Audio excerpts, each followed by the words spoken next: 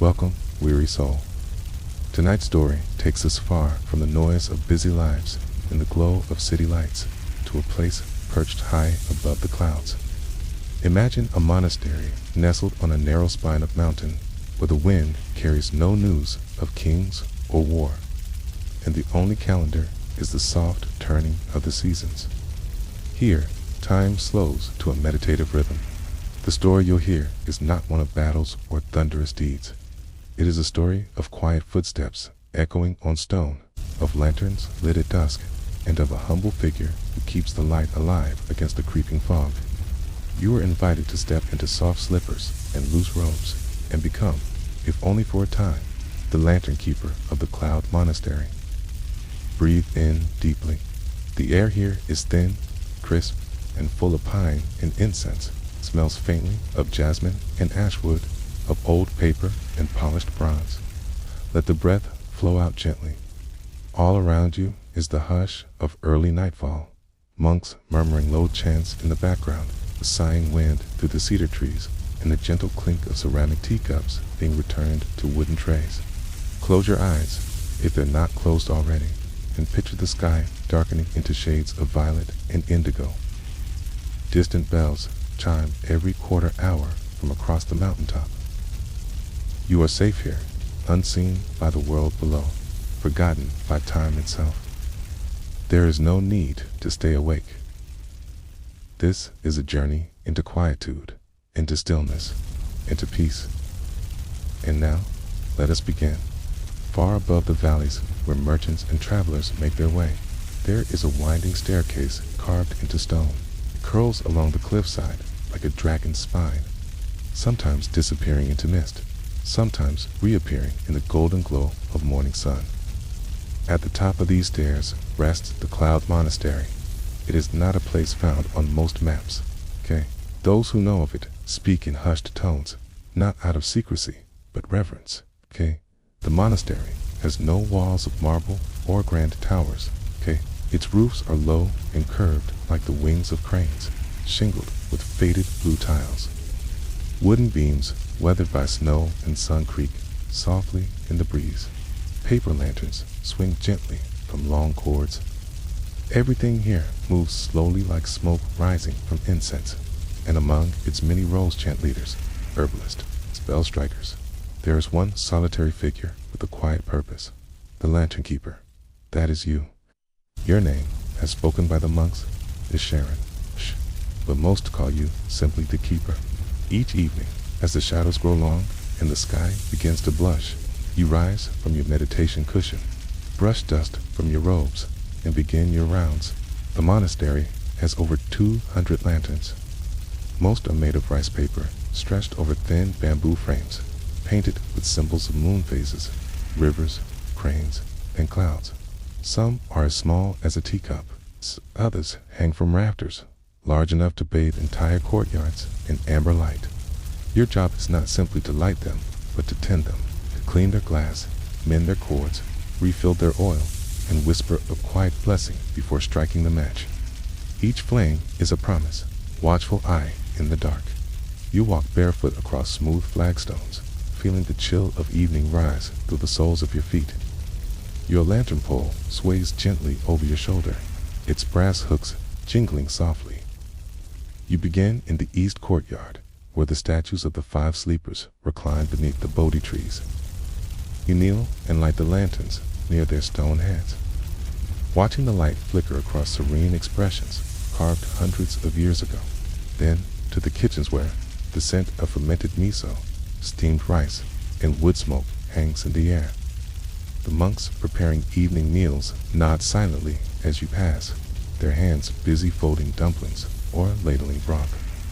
You light the small red lanterns that hang from the eaves. In the quiet, you hear the faint sizzle of sesame oil on a pan. As the sky darkens further, you ascend the inner walkways, lighting the long row of lanterns that line the covered bridge connecting the meditation halls. Wind whistles through the carved lattice. Here, you pause. You've always loved this part. The way the lanterns reflect off the polished wood, the whisper of wind chimes, the feeling that the monastery is gently exhaling. Tonight, the clouds are especially low. They curl over the balustrades, creeping across the floor like fog made solid. Feels as if you were lighting stars in the sky, one by one. There are lanterns hidden in strange places, two behind the old calligraphy room, beside the koi pond where turtles sometimes sleep beneath lily leaves, and inside the bell tower where spiders often weave fines, shimmering nets that you brush away with the sleeve of your robe. Some lanterns hang from trees. You pass beneath the wishing cedars, their limbs heavy with slips of paper tied by pilgrims long ago.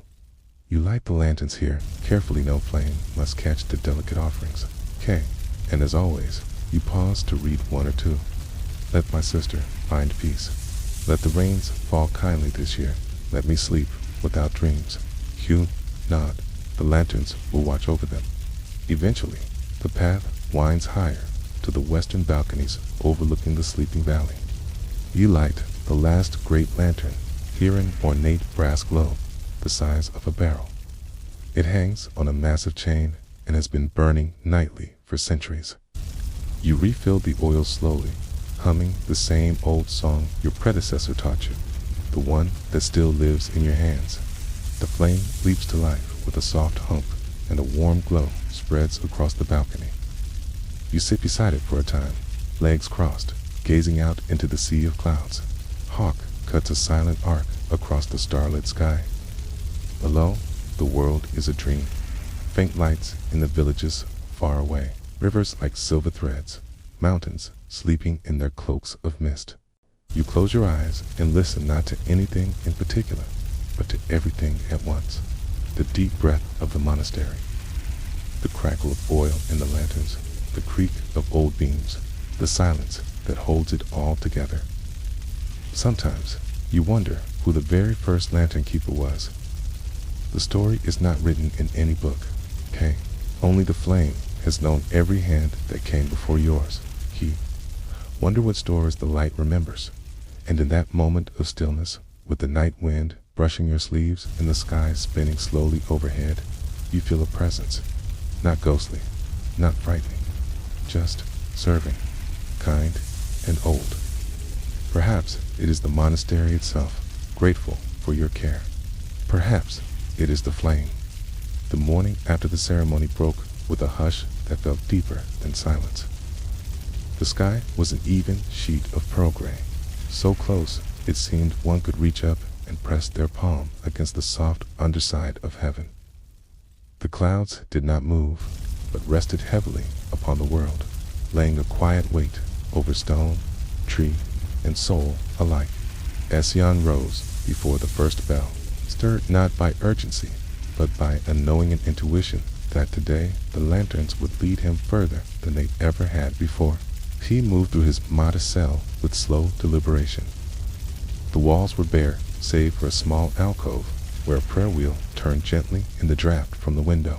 He dressed in thick wool robes, sand-colored and coarse, and wrapped a faded sash around his waist. Into this, he tucked the small, lacquered box containing a length of wick, a stub of beeswax, and a sliver of dried juniper bark his, tools for tending the light. He descended the southern stairs in silence. The stone was cold beneath his feet, the passage narrow and uneven, worn by centuries of quiet steps. At the bottom of the stair was the first lantern of the lower tier, nestled in a hollow of the rock face.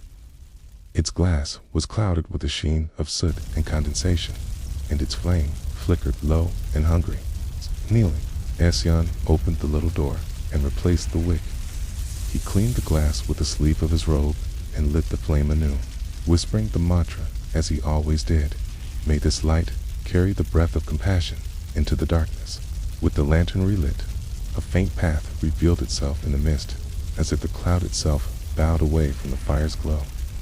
Ession stood, gathered his cloak, and stepped onto the path, moving into the white veil of morning. The lower terraces of the Cloud Monastery were seldom visited. Carved from the bones of the mountain, they twisted and meandered like the memories of old men half forgotten, unclear, sometimes doubling back on themselves. The air was heavier here, as though burdened by age. Moss covered the handrails. Lichen marked the stone with delicate white patterns, like frost on windows. Each lantern he passed was dimmer than the last. Some were nearly out, their oil long spent. Others had been extinguished completely, the glass cracked or missing. Still, Eshin relit each one by one, careful and deliberate. With each rekindled flame, the mist withdrew just a little, revealing more of the ancient path. Hours passed like dream water, trickling down the mountainside. Time in the Cloud Monastery was never precise, was measured, not in bells, but in breaths, in footsteps, in the flicker of candlelight. When Eshin paused to drink from a small clay flask of tea, he realized he had descended further than he had ever gone. The wind carried no birdsong here, only the deep hush of snow resting on forgotten stone. At the edge of a narrow precipice, he found a lantern unlike the others. This one was carved entirely of crystal, milky and smooth, its interior unlit. There were no signs of soot or wax, only a thin layer of dust as fine as sifted flour. The base of the lantern was inscribed with characters he did not know, ancient and curling, like vines tangled with wind. Cassian crouched beside it and reached into his box. He was about to prepare the wick when a voice, soft as snowfall, drifted from behind. "You have come far, Lantern Keeper." Eshin turned slowly. Standing at the edge of the mist was a woman. Her robes were deep blue, trimmed with cloud-white thread. Her hair, long and unbound, shimmered with the sheen of moonlight on slate. Her face was lined with time, but her eyes were still and bright, like the surface of a calm lake. "I did not know anyone still lived this low," Eshin said quietly. "Few do," the woman replied. "Most who dwell here do so in silence or stone." She moved forward and knelt beside him. Her fingers brushed the crystal lantern with a gentleness that spoke of memory, not ownership. "This was the first," she whispered. "Before the bells, before the library, before the halls were carved." Eshin looked at her in wonder. "You were here then," she smiled. "I remember echoes, nothing more. I listen, and sometimes the stones speak back." They sat in silence for a long moment. "You've come to light it," she said finally. "I felt I must," Eshin replied, "though I don't know why." The woman nodded, as though this answer was sufficient. She drew from her robe a slender piece of flint, white-veined and warm to the touch. "This is for that flame," she said, placing it gently into his hand. "It must be struck only once, no more." Eshin bowed his head and took the gift. Kay placed a wick into the lantern and whispered the mantra, though the words felt deeper now, more ancient. "May this light carry the breath of compassion into the darkness." He struck the flint. The spark caught the wick with a light that was not fire, but something older, paler than moonlight, softer than dawn. It glowed without flickering, filling the crystal lantern from within, and as it did, the mist around them began to rise. Not retreat, but rise, as though ascending like a spirit, unveiling the landscape below in quiet reverence. Before them stretched an immense valley, carved by wind and time, its floor covered in a web of terraced stone and ancient gardens. Lanterns, hundreds of them, glimmered faintly in the mist, like stars fallen to the earth. "The Valley of Whispers," the woman said, "where the old keepers once tended their lights." Asin's breath caught in his throat. "I thought the monastery was the end of the path," he murmured. She turned to him, eyes reflecting the crystal glow. "No path truly ends, Eshin. Some merely fall quiet until someone listens again." The lantern's light did not dim as they sat beside it. It pulsed slowly, like the breathing of the earth itself. And in that moment, Eshin felt something shifted in the valley, not in the sky, but within himself. A door had opened, long, locked, and buried. And though he did not yet know what lay beyond it, he knew he must pass through. When Eshin rose to leave, he found the woman had vanished, leaving only a thread of cloud drifting in her place. The flintstone remained in his palm, still warm still bright with a faint trace of that ancient light. He began the climb back to the monastery, but his steps were no longer those of a servant fulfilling his task. They were slower, more deliberate. Each lantern he passed seemed brighter, as though it remembered what had just been kindled below. When he reached the upper tier, the final lantern he lit cast its flame high into the mist, and for the first time in years, the great bell of the monastery rang out, not in warning, not in ceremony, but in welcome. That night, in a small cell, Essien sat for a long time with a flint in his hand and the scent of juniper still clinging to his robes. The silence around him was not empty. It was full alive with the memory of light, and though his eyes slowly closed with sleep, his thoughts wandered far beyond the stone walls, down into the valley below, where unseen lights flickered quietly, waiting for their keeper to return. The morning at the Cloud Monastery was especially still. The air held a faint coolness, and a thin layer of mist settled gently over the flagstones of the inner courtyard. Lantern Keeper Neon rose before the sun, as he always did, and moved with calm precision through his modest quarters. He washed his hands with cold spring water, lit a stick of sandalwood incense, and placed it by the window to carry its steady scent into the hall. Today, he would begin a new cycle in his duties, the tending of the Echo Hall archives. The Echo Hall sat at the northern edge of the monastery, where the winds rarely reached, and the world outside felt especially distant. Its wide doors, carved with intricate patterns of mountain clouds and waves, remained shut to most of the monks. Only a few were entrusted with its contents, and Lantern Keeper Nyan had earned that trust long ago. He approached the entrance slowly, sliding the heavy doors open with deliberate care. Inside, rows of wooden shelves rose in silent formation, filled with scrolls, manuscripts, and thin wooden tablets etched with records that spanned hundreds of years. The air was dry, cool, and still perfect for preserving the delicate ink and fibers. Each step Nyan took inside was measured. He wore soft cloth shoes that barely made a sound. A large feather brush hung from his belt, used to sweep away dust without damaging the records. With every passing moment, the silence of the Echo Hall grew thicker, almost physical. It was not oppressive, but deeply respectful, as if every voice from the past waited quietly, expecting care. His work began with the far eastern section, the scrolls of seasonal observances. These were written by monks over the centuries, recording patterns in weather, star positions, and unusual natural events. Nyan lifted each scroll gently, brushed the shelf below, checked for signs of wear, and re-rolled it with practiced ease. Some scrolls were cracked at the edges. Others still smelled faintly of the herbs used in their making. By midday, he had worked through the scrolls of the last 2 centuries.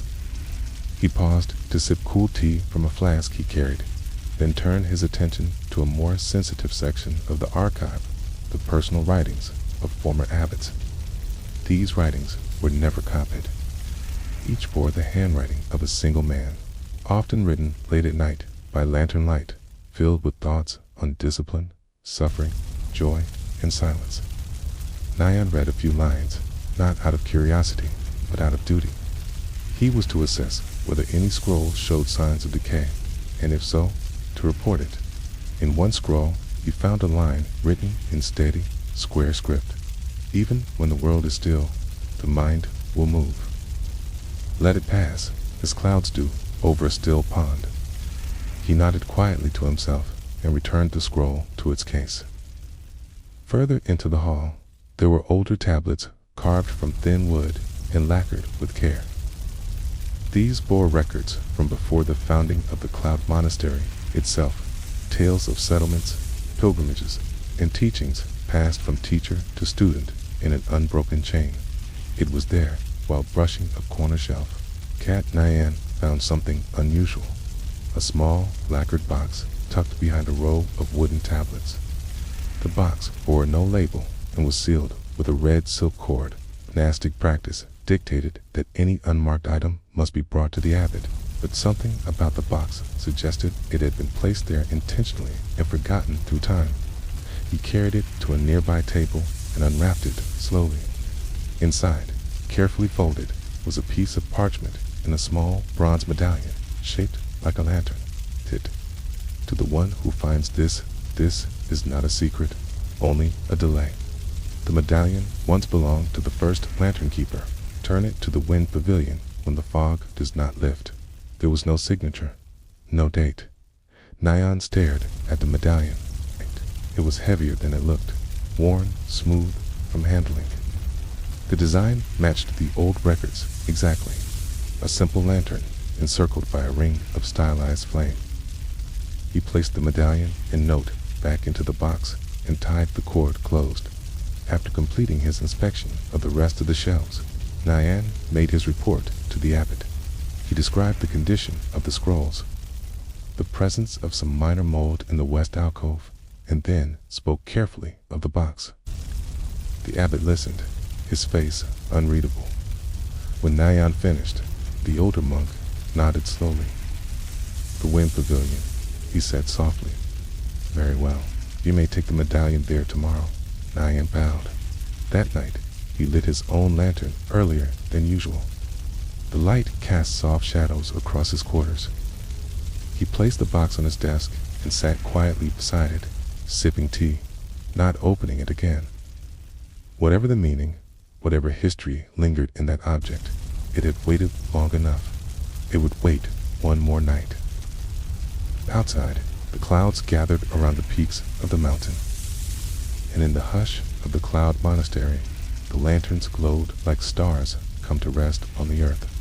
Jun Jin's duties continued with the same rhythm, lighting the lanterns in the early dusk, sweeping the cloisters, tending to the small corners of the monastery that others passed by.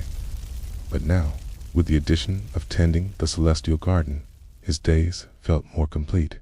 Each task fed into another. Each moment was a part of a long, quiet thread. It was several weeks after his work in the garden began that Jinzin was summoned by Elder Mayalsium, a senior monk with silvered hair and a voice like folded cloth. She met him near the library steps with a small gesture. "Follow me," she said simply. He obeyed. They entered the oldest part of the monastery, where the corridors narrowed and the windows gave way to tiny slits of sunlight. The air was cooler here. The walls, made of stone and aged wood, gave off a gentle scent of ink and dust. At the end of the hallway, behind a door he had never seen opened, lay the archive of quiet teachings. Inside, rows of shelves lined the chamber. There were scrolls, bound volumes, and small wooden tablets, each labeled with minimal markings. Elder Mayashin handed him a cloth and said, "Begin by dusting the middle shelves, then sit. Read only one scroll today." There were no other instructions. Jensen dusted slowly, carefully lifting each scroll and gently cleaning the surfaces around them. It was slow work, but not difficult. As he worked, he noted the texture of the paper, the faint scent of cedar oil used to preserve the shells. When he was done, he selected a single scroll from the middle shelf. It was tied with plain string, high, and rolled it at the reading table, which was lit only by a narrow shaft of light from a small window. The scroll was a journal of a former lantern keeper, written more than 200 years before. The script was precise, and the entries quiet in tone. The monk had recorded simple thoughts: how many lanterns had needed mending, what herbs had been useful during a sudden chill, and how the clouds had moved unusually fast on one particular morning. There was no drama, no proclamations, just patient, daily observations of life in the monastery. And yet, Jensen read with deep attention. It was like finding the rhythm of another life and walking beside it. The entries became meditative. They affirmed something he had only begun to understand. Wisdom did not always come in grand phrases. It often lived in small things: a crack repaired in the lantern glass, a note about plum blossom blooming early, a line about how stillness in the wind meant a shift in season. Elder Mayashin returned as the sun began to dim. "What did you learn?" she asked. That listening is more than sound, he said. She nodded. You will return again tomorrow. One scroll per day. And so he did. For many days afterward, Johnson would light his morning lanterns, sweep the paths, tend the garden, and then walk to the archive. There, he dusted, cleaned, and read one scroll at a time. Some were records of harvests, others of moon phases, others simply poems written in the quiet between chores. There were reflections on dreams, on the behavior of birds, on the silence of snow. Together, these writings built a quiet understanding that life, in all its movement, left behind gentle traces. That knowledge was not only about knowing, but about remembering, and that within the walls of the Cloud Monastery, each quiet act, be it lighting a lantern or copying a single verse, was part of a wider teaching that had no end. Jen was no longer just a lantern keeper. He was becoming a keeper of memory. And the archive, with its dust and its quiet, had opened that door. Morning came, veiled in thick fog that drifted in from the valley below. The Cloud Monastery felt like an island afloat in a sea of mist. Lanterns flickered with extra softness in the dimness, and the soft gong of the morning bell echoed gently through the stone corridors. Luan moved with practiced calm, his straw sandals brushing against the wet stone paths. His lantern was not the only light to guide the way he had been asked to descend to the lower terraces, where the wind chimes were said to have been tangled by the storm the night before. These chimes, woven of carved wood, bronze, and even thin shells, had been placed generations ago to echo the mountain's wind in harmony with the prayers of the monks. When they rang properly, they soothed both spirit and stone. When tangled or broken, they produced a disharmony that subtly disrupted the rhythm of the monastery's breath. As he stepped beyond the main walkways and down toward the terrace wall, Luan passed the water basin where the elder monks cleansed their hands before meals. The basin's surface, usually smooth and silent, now trembled with each wind castede's movement, like a soft voice murmuring from below. The terraces stretched in long arcs, each one layered with moss and smooth gravel. Luan followed the familiar stone markers and paused where the wind chimes swayed unevenly. The sound was indeed out of tune. One strand had twisted around another, and a soft tapping echoed where there should have been clarity. With great care, Luan climbed the steps carved into the stone and untangled the chimes, letting each strand fall back into place. He wiped the dew from their surfaces and tested the movement. The soft, layered tones returned, blending with the fog in peaceful cadence.